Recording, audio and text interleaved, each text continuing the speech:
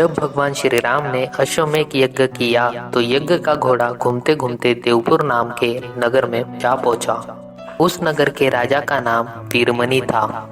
वीरमणि भगवान शिव का परम भक्त था, इसलिए देवपुर की रक्षा स्वयं भगवान शिव करते थे। वीरमणि के पुत्र रुक्मांगद ने जब यज्ञ का घोड़ा देखा तो उसे बंदी बना लिया। यह बात जब घोड़े की रक्षा कर रहे शत्रुघ्न को पता चली तो उन्होंने देवपुर पर आक्रमण करने का निश्चय किया। शत्रुघ्न और राजा वीरमणि की सेना में भयंकर युद्ध छिड़ गया। हनुमान जी भी वीरमणि की सेना का संहार करने लगे। श्री राम के भाई भरत के पुत्र पुष्कल ने जब राजा वीरमणि को घायल कर दिया तो उनकी सेना अपनी जान बचाकर भागने लगी। जब भगवान शिव ने अपने भक्त का यह हाल देखा तो वो भी उनके पक्ष में युद्ध करने लगे। भगवान शिव को युद्ध करते देख शत्रुघ्न भी वहां आ गए।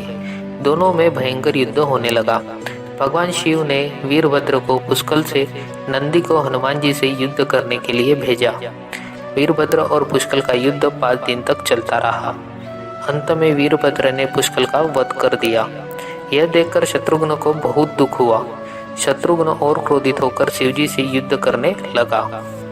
उनका युद्ध 11 दिन तक चलता रहा। अंत में भगवान शिव के प्रहार से शत्रुघ्न बेहोश हो गए।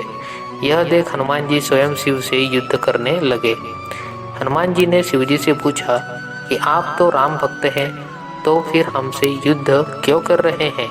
शिवजी ने कहा कि मैंने राजा वीरमणि को उसके राज्य की रक्षा करने का वचन दिया है, इसलिए मैं युद्ध करने के लिए बाध्य हूँ। इसके बाद हनुमान जी और शिव जी के बीच भयंकर युद्ध होने लगा। हनुमान जी के पराक्रम से प्रसन्न होकर शिव जी ने उनसे वरदान मांगने को कहा। तब हनुमान जी ने कहा, इस युद्ध में भरत के पुत्र पुष्कल मारे गए हैं और शत्रुघ्न भी बेहोश हैं। मैं द्रोणगिरी पर्वत पर संजीवनी औषधि लेने जा रहा हूँ, तब तक आप इनके शरीर की रक्षा कीजिए। शिव जी ने उन्हें ये वरदान दे दिया। इधर हनुमान जी तुरंत द्रोणगिरी पर्वत आए और संजीवनी औषधि लेकर पुनः युद्ध भूमि में आ गए। उस औषधि से हनुमान जी ने पुष्कल को पुनः जीवित कर दिया और शत्रुघ्न को भी स्वस्थ कर दिया। फिर शिवजी बोले, चलो अब फिर से युद्ध आरंभ करते हैं। लेकिन हनुमान जी अब युद्ध करना नहीं चाहते थे।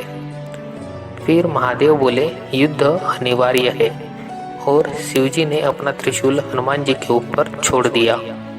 शत्रुघ्न ने देखा कि हनुमान जी कोई भी उत्तर नहीं दे रहे हैं, तो उसने शिवजी के ऊपर ब्रह्मास्त्र छोड़ दिया। और क्योंकि अगर ब्रह्मास्त्र का संधान हुआ तो वो बिना कुछ नष्ट किए नहीं रुकता, लेकिन शिवजी ने ब्रह्मास्त्र को अपने अंदर समा लिया। पर ब्रह्मास्त्र की ऊर्जा के कारण उन्हें क्रोध आने लगा, और ये देख कि महादेव का तीसरा नेत्र न खुल जाए सभी लोग डर गए। इसलिए फिर राम जी ने अपनी छाया भेज दी महादेव का गुस्सा शांत करने के लिए। श्री राम को आया देख महादेव शांत हो गए और उन्हें नमन किया। ये देख वीरमणि बोला, प्रभु आपके इष्ट आ जाने से आप कहीं युद्ध से पीछे तो नहीं हट रहे हो? महादेव बोले, नहीं वीरमणि, तुम बताओ मुझे अब किससे युद्ध करना है? तो वीरमणि ने हनुमान जी की तरफ उंगली दिखाई और उसने देखा कि हनुमान जी के शरीर में उन्हें राम और शिव दोनों दिख रहे हैं। फिर उसने राम जी की तरफ देखा तो वहाँ भी उसे आधे राम और आधे महादेव नजर आने लगे।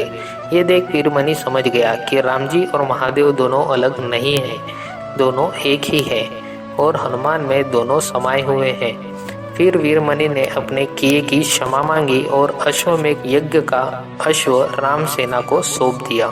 तो दोस्तों, आपने आज की कहानी में देखा कि कैसे हनुमान जी और शिव जी के बीच युद्ध हुआ और हनुमान जी ने कैसे अपनी चतुराई से अपनी सेना की रक्षा की। अगर आपको ये कहानी पसंद आएगी तो जल्दी से हमारे चैनल को कर दीजिए सब्सक्राइब और वीडियो को लाइक जरूर कीजिएगा, दोस्तों के साथ शेयर जरूर कीजिएगा। तो मिलते हैं ऐसे ही नेक्स्ट कहानी में, तब तक के लिए बाय बाय।